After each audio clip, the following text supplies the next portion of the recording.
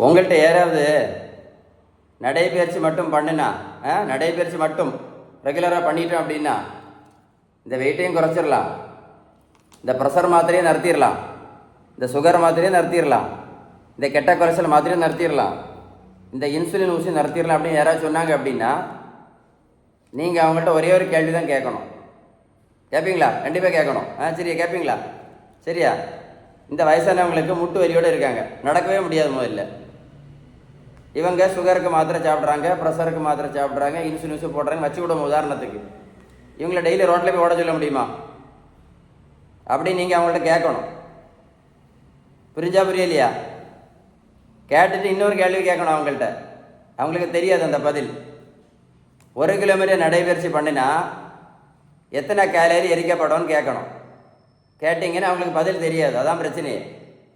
1 kilometre நடைபயிற்சி பண்ணினா 40லேருந்து 50 gallery மட்டும்தான் எரிக்கப்படும். புரிஞ்சுதா? அதனால நடைபயிற்சி மட்டும் பண்ணி எந்த மாத்திரையும் நிறுத்த முடியாது, இன்சுலின் நிறுத்த முடியாது, வெயிட்டும் குறைக்க முடியாது. நீங்கள் அவங்களுக்கு சொல்லிக் கொடுக்கணும். புரிஞ்சுதா? வெயிட்டை குறைக்கணும்னா இல்லை மாத்திரையை நிறுத்தணும் அப்படின்னா ஒரு வழி தான் இருக்குது. பேலன்ஸ்டு டயட், விகிதம் சரியான வீட்டு உணவு முறை. நீங்கள் பேலன்ஸ் டயட் எடுத்தீங்க அப்படின்னா எல்லா மாத்திரையும் நிறுத்தலாம், எல்லா இன்சுலின் நிறுத்தலாம், வெயிட்டும் குறைக்கலாம். உங்களை பாருங்கள், 42 கிலோ வெயிட்டு குறைச்சேன், 128லேருந்து 86 கிலோ. நான் ப்ரோட்டீன் பவுடரும் கொடுக்கல, மாத்திரையும் கொடுக்கல, ஜூஸும் கொடுக்கல, ஊசியும் போடல. அவங்கள நான் போய் ரோட்டில் போய் ஓடக்குன்னு சொல்லல. நான் ஏன் ரோட்டில் ஓட சொல்லலை அவங்கள? எனக்கு தெரியும் 1 கிலோமீட்டர் நடைபயிற்சி பண்ணினா 40லேருந்து 50 கேலரி மட்டும்தான் எரிக்கப்படும்.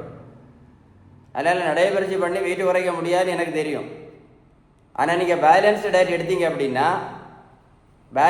எடுத்தீங்கன்னா நடைபயிற்சி பண்ணாமல் இருந்தால் கூட என்ன பண்ண முடியும்? இந்த மாத்திரையை நிறுத்த முடியும், இந்த இன்சுலின் நிறுத்த முடியும், இந்த பானை வயரையும் குறைக்க முடியும். பேலன்ஸ் டயட் நீங்கள் கரெக்டாக எடுத்தீங்கன்னா. உங்களுக்கு பேலன்ஸ்டு டயட்டை பற்றி ஏதாவது உதவி தேவை இருந்தால் கண்டிப்பாக கால் பண்ணி பேசுங்க. இந்த வீடியோ ஷேர் பண்ணி விடுங்க, யாருக்காவது யூஸ்ஃபுல்லாக இருக்கட்டுமே. ஷேர் பண்ணி விடுங்க, யாருக்காவது பிரயோஜனப்படட்டும் இல்லையா? கரெக்டு தானே? ஷேர் பண்ணி விடுங்க.